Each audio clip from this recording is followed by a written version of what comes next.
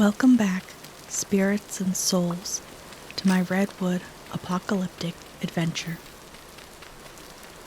Last time, I made bronze tools and was ready to go mining for more precious metals.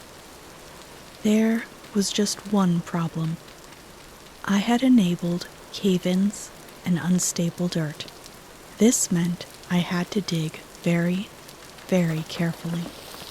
More so because there was water nearby, and I was not keen on drowning.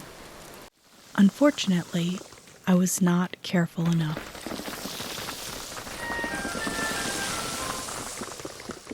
The ground collapsed all around me, and I was thrown into darkness.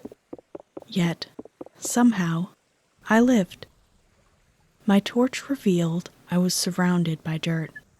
In fact, I had somehow glitched into a dirt block. For some reason, taking damage while being thrown back has a chance of glitching players into solid blocks. I was hesitant to start digging in case I took more damage. But if I didn't do anything, I would eventually starve. I listened carefully to figure out if the block in front of me was dirt or stone, so I would know whether to use the pickaxe or shovel. Then, in a risky maneuver, I dug upward. I took some damage and water flooded in, but I was free and alive. I blocked the flowing water and tried again, this time digging much, much more carefully. A few blocks fell here and there, but not like before. It didn't take long to find the copper. Native copper usually means the veins are close to the surface. As I dug, I took note of the instability indicator. As best I could figure, 0 was the most stable, and 100 meant high risk of collapse. I made sure to place more blocks as I dug to keep the instability percent as low as possible. Eventually, I would need to test the limits, but not today. I arrived home to find a new visitor near the base. A wild boar. As useful as it was to have goats, I also knew they did not have as many offspring as pigs. If I wanted a steady supply of meat, I would need a few pigs. So, I set up a pen and then had to run away as a swarm of drifters attacked.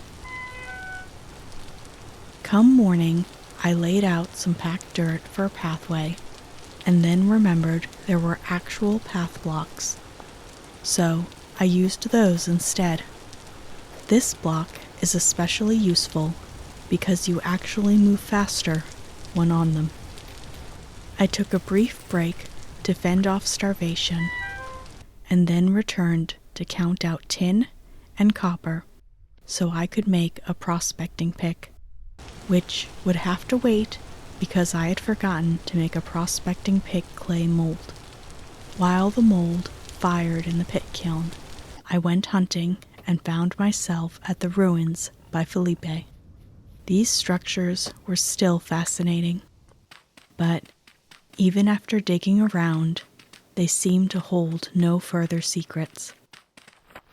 Perhaps a full excavation was needed.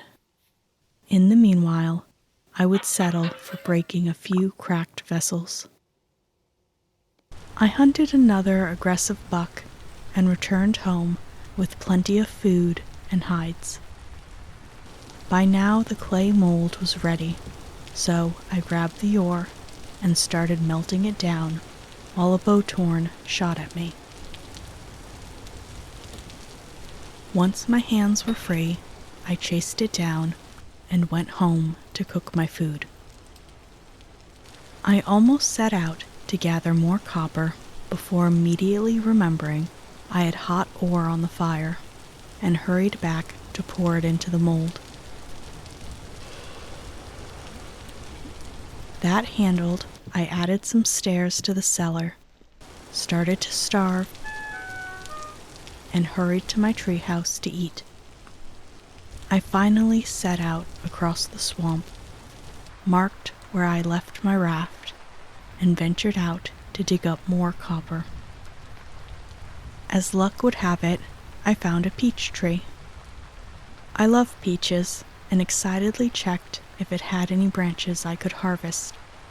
I collected 4 in total and marked my map so I could come back for more later. With any luck, the cuttings would take root and grow into full trees.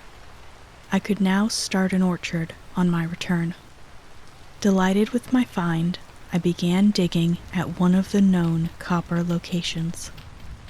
The copper here was right under the dirt, which meant it was nearly impossible to dig it up without the ground collapsing. But I managed and returned home with my treasures. I stopped to harvest the branches from the pink apple tree and made more path blocks, then hung my shiny new prospecting pick on the wall. I then made more skeps for the apiary, bringing the total number of hives to 10. Already some of the skeps had honey to harvest, but I would save that for next time. Now it was time for a bit of terraforming. I laid out a few more pathways and started flattening the land in the area. I wanted to turn this area into the orchard. The most important thing was to leave enough space for the branches to spread out, and additional space to walk between the trees.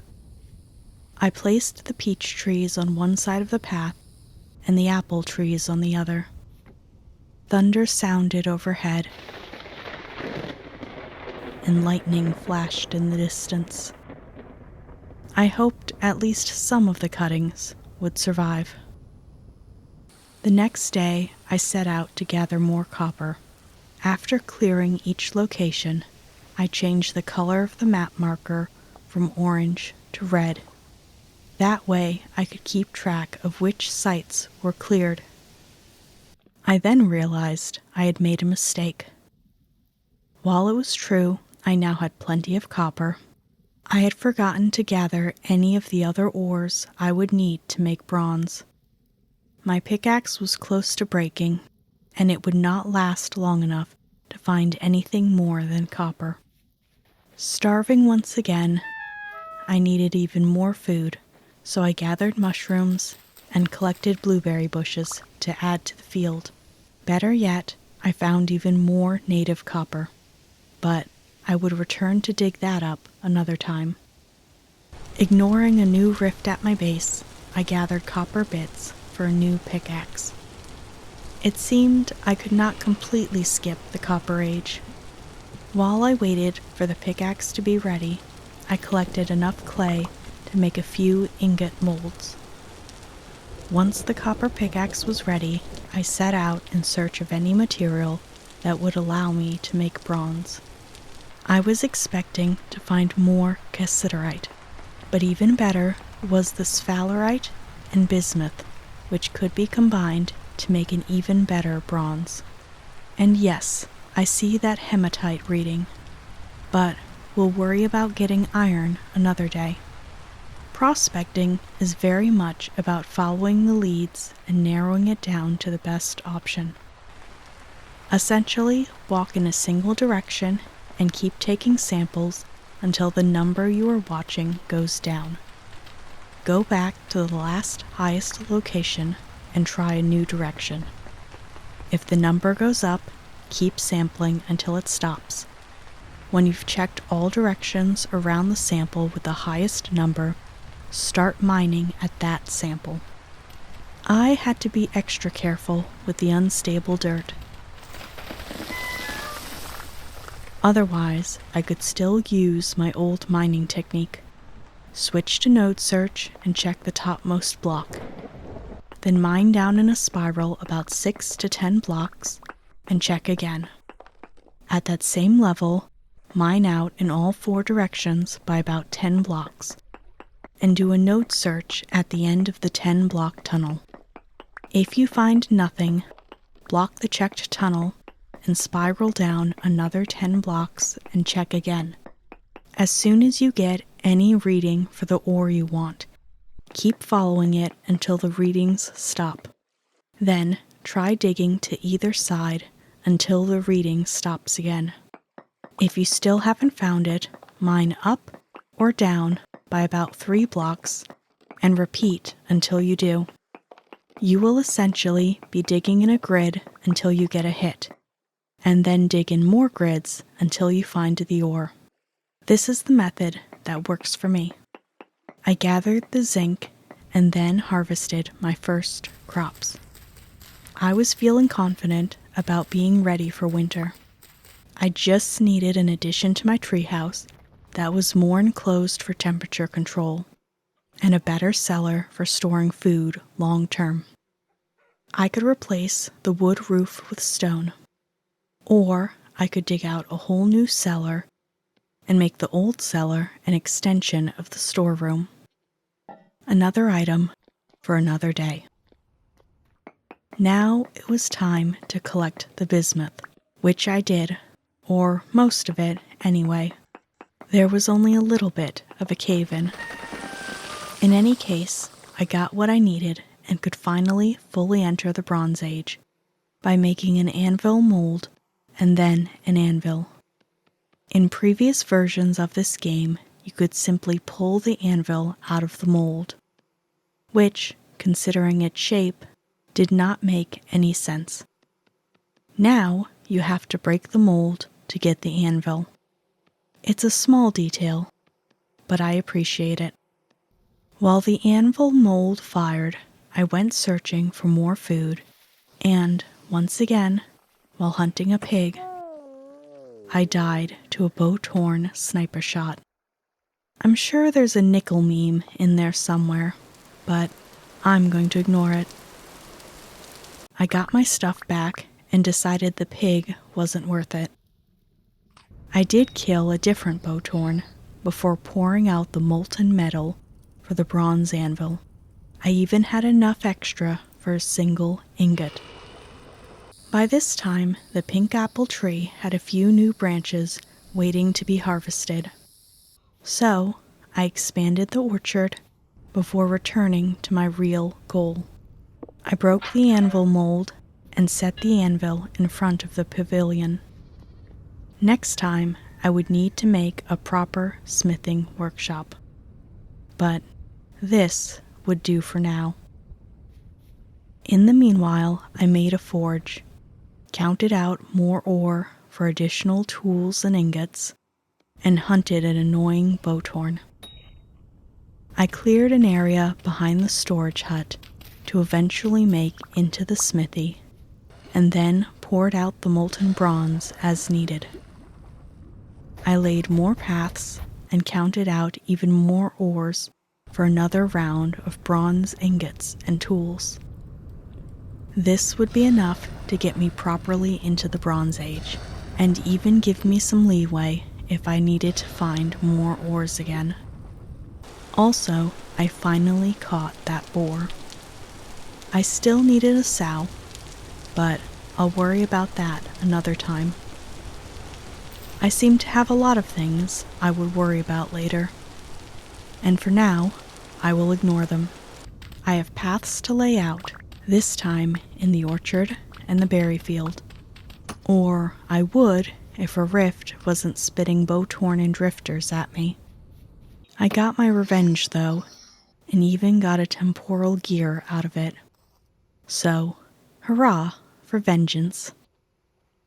Sadly, all the peach cuttings were dead. I blame the drifters. The good news was if the pink apple tree had new branches, then the peach tree probably had new branches as well. At least the apple trees were thriving. Before I did anything else, I needed to take care of my storage problem and officially settle into the Bronze Age. For me, this meant making a scythe, a saw blade, and nails. Now that I had access to planks, I could take my building to the next level, starting with real doors and wooden chests. After rearranging everything, I made a crate to store loads of dried grass and feeding troughs for all the animals. In a few in-game years, they would be fully domesticated. Back at the treehouse, I made a bookshelf to store the first lore book. One day, when I have a full set, I'll be sure to read them. The next day, I made a hen box to encourage chicks, and then, armed with the scythe, I began clearing grass. I was pretty sure dry grass was what goats ate, but it was possible that, like real goats, they could eat anything.